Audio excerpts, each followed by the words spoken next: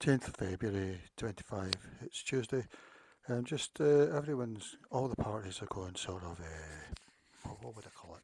Immigration crazy, in the sense that they're wanting to not be associated with the last 75 years or whatever, basically making the British natives a minority, basically, and becoming a third world majority and second world. Under the context, it's going to be a utopia. I mean, Leicester Council already calls itself the global majority.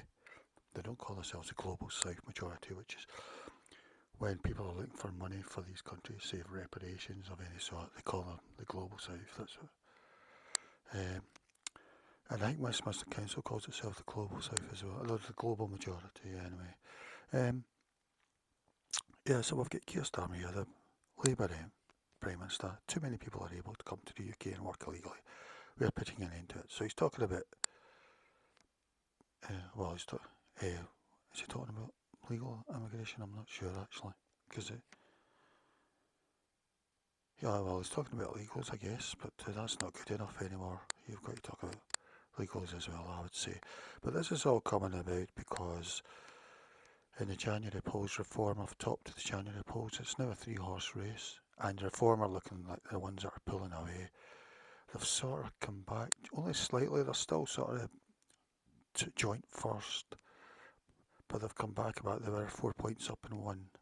Now they're sort of back, maybe 3 points, or most of them they're even. I think the polls have got it all wrong again. See, the polls are like the public sector. They can get it wrong time after time, and it doesn't really matter. People still keep asking them to do new polls. You know, whoever does the polls. I don't understand it. I mean, we should actually do polls all the time by the governments and by MPs, local MPs. They should be polling. There's this bill going through this week. How? What's your view on it? You know, that's what MPs should be doing. Instead, what they do is either they take the whip of their party, or else they vote with their conscience. So basically, they're, they're not doing what their constituents think, unless they think they're going to get voted out by doing it. You know, that's the only reason. So these polls are acting like democracy, really. So everyone should join these posters, you know, like YouGov. Find Out Now is the one that seems to be. A lot of them don't let you join, but YouGov does. Yeah, so too many. So it suddenly it's almost as if the Labour have done a U-turn. I mean, he had Sue Gray as his sort of advisor, and he sacked her last October or something. I don't know if she helped him make that speech in August after the Rotherham riots, where people, traditional, it looked like traditional Labour voters to me, the families, mum, dads, the kids, well, grown-up kids. It looked to me as if it was locals, basically, traditional Labour voters. But Keir announced the people rioting were the busting far right. And then there was the two men in Grimsby, I think it was. One was in his 50s, the other in the late 20s. Apparently they were a gay couple, and I think one of them showed their bum or something. Apparently they were down at the local Tesco, and when they saw the thing, they didn't know what was going on. And so they done a bit of stupid stuff like shout at police, and one of them beat their bum or something. I can't remember what happened, but anyway, they were jailed for 3 years or something. But Keir's view is that it was the far right busting, and there was and he said anyone who on Twitter who inflamed the situation could expect to be go to jail. I think he said something like that anyway. I mean, there are ones that went to jail for it. A Conservative's wife, a councillor's wife, that sort of thing. Doesn't seem far right busting, but yeah, yeah. And I don't know if Sue Gray helped him do it with that thing, but he also said that it was the EDL busting, but the EDL broke up 10 years ago. They don't exist anymore. I don't think they were into rioting and stuff anyway, but and then the last thing Tommy done with them, Tommy Robinson or whatever, was I think he done an interview saying the EDL was disbanded, and he had Cage there, the members of Cage, from what I remember. I don't know. Yeah, but anyway, Keir said anyone in Flame's situation can expect to be jailed. And then he said it was the EDL, far right busting. And then one man that was jailed recently was a Birmingham man of a religious faith who was brandishing a fake Kalashnikov. We didn't know it was fake at the time in the video, saying, "Where's the ADL? Where's the ADL?" I'd be interested to know where he got that idea from. Was it from Keir Starmer? In which case, I would say that's as inflammatory as you could be. And so, under the emergency laws, where people were jailed, they were arrested one day. The police would break down your door because you'd done a tweet or something. Next day, you were in court about 2 days later, and you were expected to plead guilty, and you were jailed for 3, 5, 7 years or whatever. That's Keir's emergency laws. So I think he should. I don't know why he's not being investigated for that. To do with that man with the Kalashnikov. Where did he get the idea of the EDL? So everyone's gone crazy in the one because Reform are doing so well, and that's why YouGov polls are so important and why you should join them. And also in council by-elections, if you ever get a chance to do a council by-election, you've got to do them because they're weekly polls basically. And Reform have been doing fantastic over the last few weeks, especially in Labour areas. It's pretty obvious that Labour people are switching to Reform. I would say it's a traditional voter, however you want to think of them. They're not seeing it as a utopia the way that the plan's gone since 1948. So suddenly Keir's talking this way. He got a new person. He sacked Sue Gray. He got a new person, Mick something. I don't know if that had anything to do with his speech in November, but it was the best speech by a politician probably on this subject since 1968. Basically, he said Boris's waves were done by design, an open border experiment, basically. So he was letting people say that phrase and stuff. So I don't know if that was Mick Thingy that gave him that advice. So it was a total U-turn from his August speech. And maybe it's just because politicians don't care as long as they keep getting voted in. Like the people in Ireland are out in the streets protesting just now because the politicians there seem to want to make the natives a minority as soon as possible. The three parties are in a race to do that, to become a third world majority and some second world as well, from East Europe, etc. Yeah, that's what I was like. And the Irish people voted the three parties in again. So no change. Doesn't matter that the people are out in the street protesting, they just voted the politicians again. I don't know why these politicians are so confident it's going to be a utopia and are so assured that it's not going to be anarchy. The West isn't going to become the worst countries ever to exist. I don't know why they're thinking that. I really don't understand at all. I don't know if there's... I mean, one thing I can imagine is maybe they're hoping that their great-granddaughter will stay in class one day, and my great-grandfather helped the country to become the way it is today. People clap. I don't know if it's something to do with that, or... Because I'm imagining maybe the great-granddaughter will be too scared to go to school or something, or it'll be anarchy. I don't know, but I really can't explain it to politicians. But Labour and Tory need to get voted out, no matter how hardline they become on this subject, because I think they might suddenly become in a race to become a hardline. And the other thing about this is this might well be what Keir's thinking, and he was a human rights lawyer, remember, who's come up with lots of loopholes for the people to stay. And he was 100% for it. Now he seems to be, and this is what he done when he got elected as well, when he became a Labour leader. He said he was going to follow Jeremy's Corbyn's plans. Then he disowned Jeremy's as soon as he got elected. It was a bit like Trump, basically, the things that Trump's doing. Total U-turn and things, or unspoken things. But yeah, I don't know. But because they're losing in council by-elections and in the YouGov poll and in the polls, this is the only reason that they're doing it. They're not interested in any other reason. I don't know why they think it's going to be a utopia and it's not going to be a total disaster. So anyway, And I have to say, what a godsend Rupert Lowe is. Rupert Lowe is speaking the truth on this issue. I don't know what it is. See? Yeah, Rupert Lowe is the time. I mean, YouGov asks you, like, who are you voting for? I'll say Reform, and they say, and do you identify with them? To which my answer is no, I don't. And Rupert Lowe's the same. I'm 100% behind Rupert Lowe. He should be the leader, really. I suppose some could say he's like a good cop, bad cop. You know, Nigel's the softer one, Rupert. But on the subject, the one subject I think might be existential, and it makes all the other subjects irrelevant because we're heading for anarchy. I think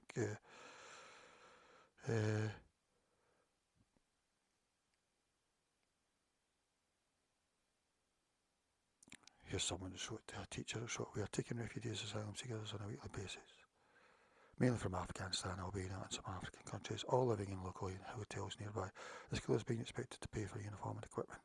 They receive free school meals. They speak little to no English at all. We, the local authority, have to pay for a translator. This is all the expense of the taxpayer. Teachers struggle to support them due to the language barrier. Culturally, they're not the same either. I imagine this is happening up and down the country. The system is so broken, it's failing children.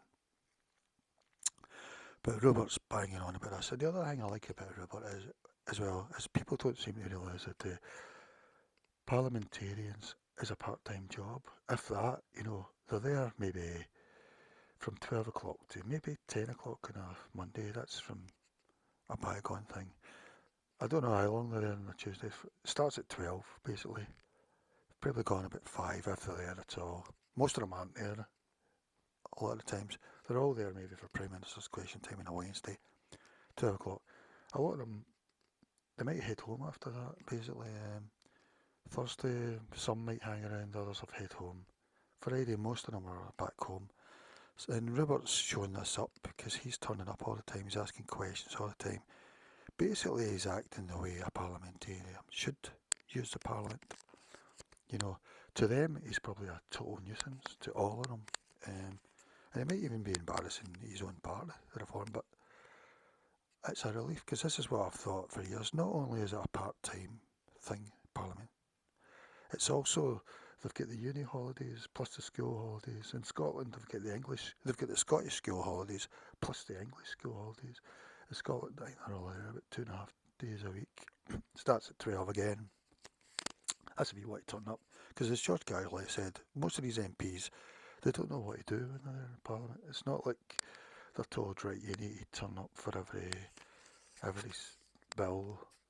A lot of the time they're just left to their own devices, so they might start an all-party parliamentary group. They might, and then they've got private bills where they do a lottery, and they do a lottery because there's not enough time to do bills because it's part-time, basically.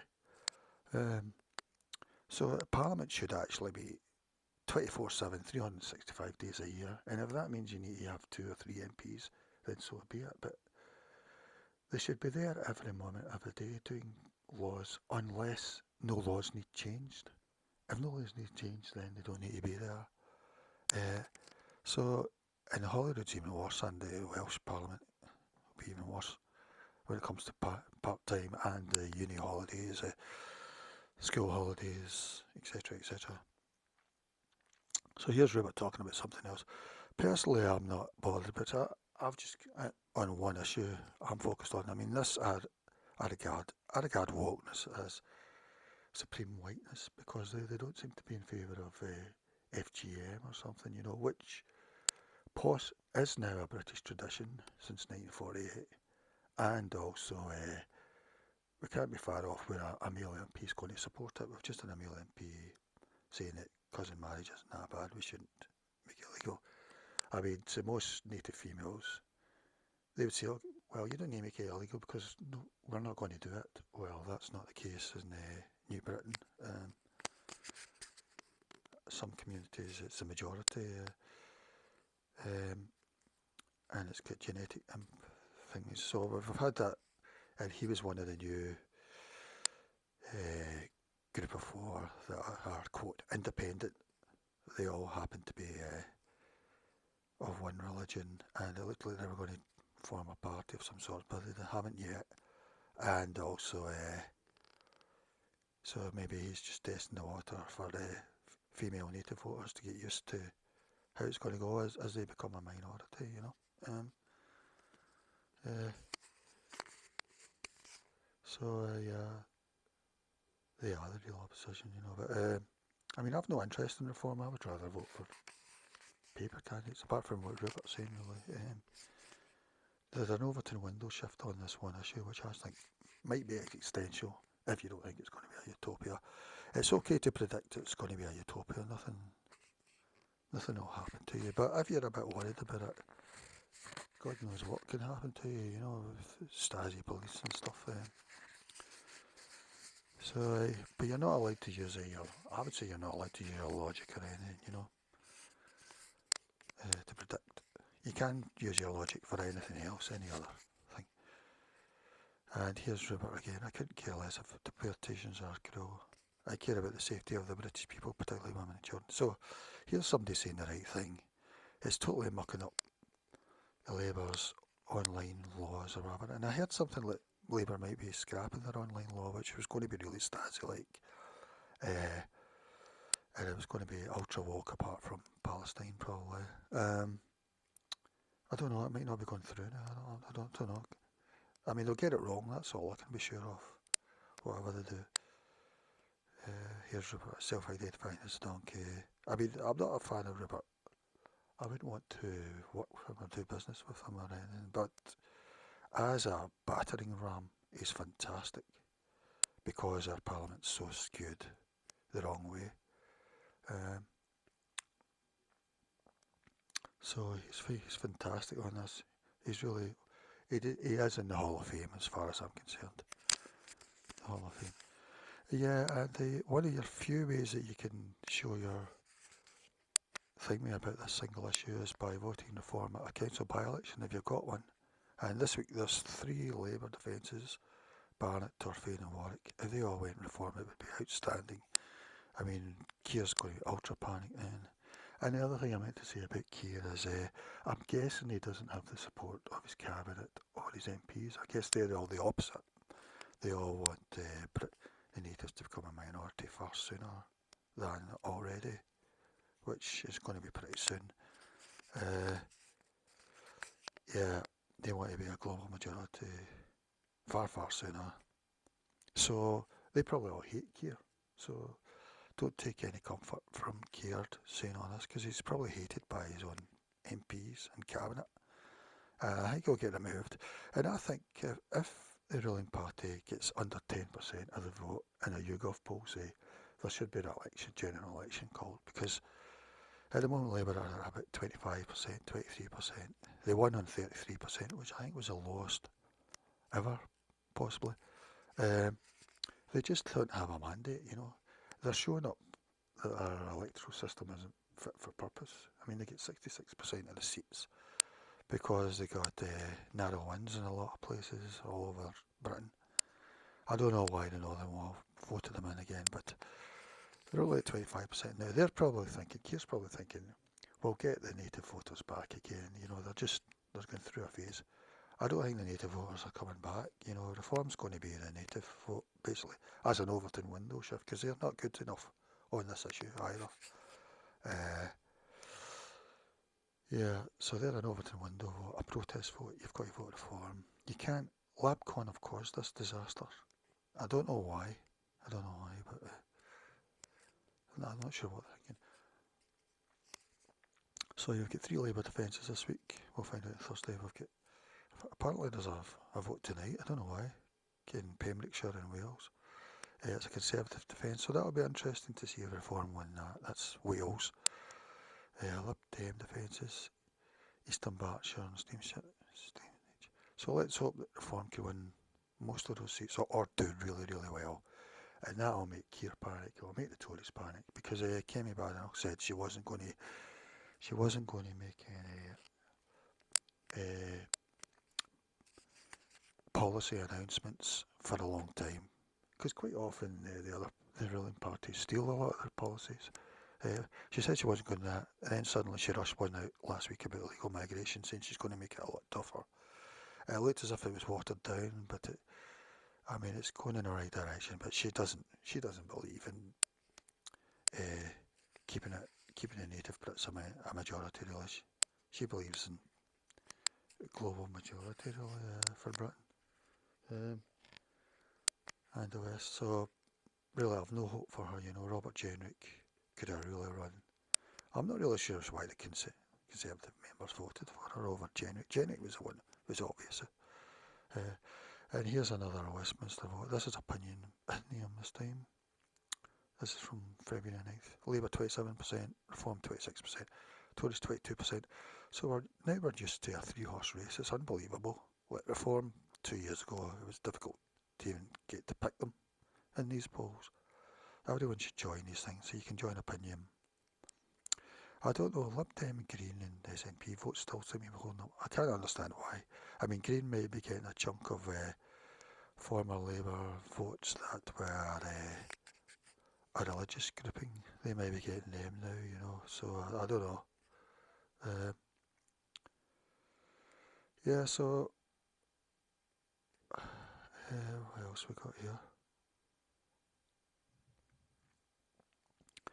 Yeah, I was just looking, I don't even know where. And Keir's making an announcement like this. He's taking photographers out when they're arresting people that deport, but it'd be interesting to see whether they're getting deported to. Are they getting deported to the West? Is it French people and Americans? Or there's hardly any Americans now. And there was another case, just to show you, a lot of people just wander in a travel visa and just stay. I mean, there was a lady from one of the West Indies islands, came on in 2018, travel visa, just stayed. Married a Latvian who probably had British citizenship. Just stayed. That was it. At some point, she asked she got in touch with the Home Office to become British because she was married to a British citizen, the Latvian, and that's when she got found out. I'm guessing she's going to be allowed to stay, but I think she's going to the upper tribunal because they just keep going on and on. It's 2025 now. So far, she's taken it up higher. I'm guessing she'll get citizenship, but yeah, travel visas. You see all this stuff about dingies and that, but just come over on a travel visa and just stay, basically. That's what a lot of people do. So at some point you'll be given citizenship, an amnesty, or any reason. We're never told how they get their citizenship, Certainly in court cases and tribunals, we should be allowed to understand every aspect of how they became to be citizens, or how they get in the country, how they've been living. We should be given every aspect, but we're not given. We're given bits and pieces, if at all, So you can never understand, like the Stockport killer. How did his parents get in the country? Why did they get in the country? Why were they given citizenship? What were they doing? What are they doing now? It said taxi driver recently. I don't know. Yeah, so I can't remember why I started this really.